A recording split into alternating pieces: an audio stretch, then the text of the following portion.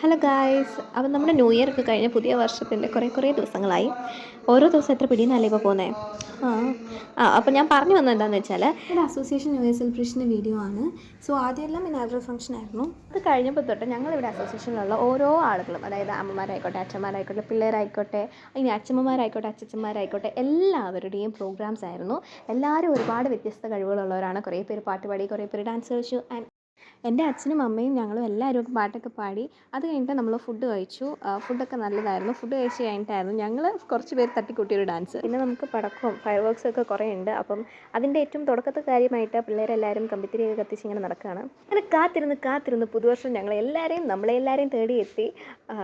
അന്ന് ഭയങ്കര രസമായിരുന്നു. ആ ഒരു ദിവസം രാത്രി ഒരുപാട് പേരെ മിസ് ചെയ്തു. എനിക്ക് ഭയങ്കര ഫ്രണ്ട്സായിട്ടുള്ള കുറച്ച് പേരൊന്നും ഇല്ലായിരുന്നു. അവിടെ പല കാര്യങ്ങളുമായിട്ട് പോകേണ്ടി വന്നുകൊണ്ട് അവരൊക്കെ ഞാൻ ഒരുപാട് മിസ് ചെയ്തു. അപ്പോൾ ഞങ്ങൾ 12 മണിയായപ്പോഴത്തേനും കുറേ നല്ല രസമായിരുന്നു.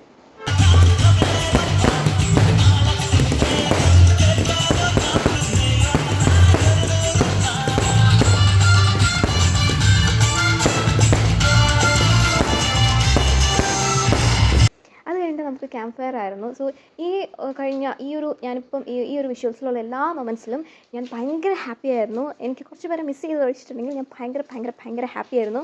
സത്യം പറഞ്ഞാൽ ലീവ് ഇൻ ദ മൊമെൻറ്റ് എന്ന് പറയുന്നൊരു സംഭവമില്ലേ, അത് ഞാൻ അനുഭവിച്ചറിഞ്ഞു. അത് ശരിക്കും സത്യമായിട്ടുള്ളൊരു കാര്യമായിട്ടോ. നമ്മൾ എന്ത് കാര്യം ചെയ്യുമ്പോഴും ആ മൊമെൻറ്റ്സ് അതൊന്ന് ഫീൽ ചെയ്താൽ കുറച്ചുകൂടെ നമുക്ക് ഭയങ്കര ഒരു സാറ്റിസ്ഫാക്ഷൻ കിട്ടും ആക്ച്വലി. പിന്നെ അങ്ങോട്ടൊരു ആഘോഷമായിരുന്നു. എല്ലാവരും ഒരു ഏജ് ലിമിറ്റ്സും ഇല്ലാതെ എവ്രി വൺ ഫുൾ ഹാർട്ടോടുകൂടി എൻജോയ് ചെയ്ത മൊമെൻറ്റ്സ് ആയിരുന്നു.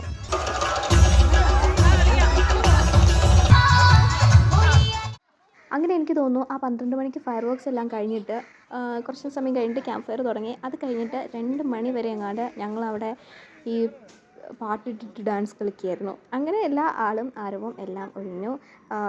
എല്ലാവരും തന്നെ വീട്ടിലേക്കൊക്കെ പോയി. അങ്ങനെ എല്ലാം കൊണ്ടും ഒരു സന്തോഷമുള്ള ദിവസമായിരുന്നു. ഞങ്ങൾ വീട്ടിൽ വരുമ്പോൾ ഒരു 3 മണിയായി. പിന്നെ എന്നെ കിടന്നുറങ്ങി.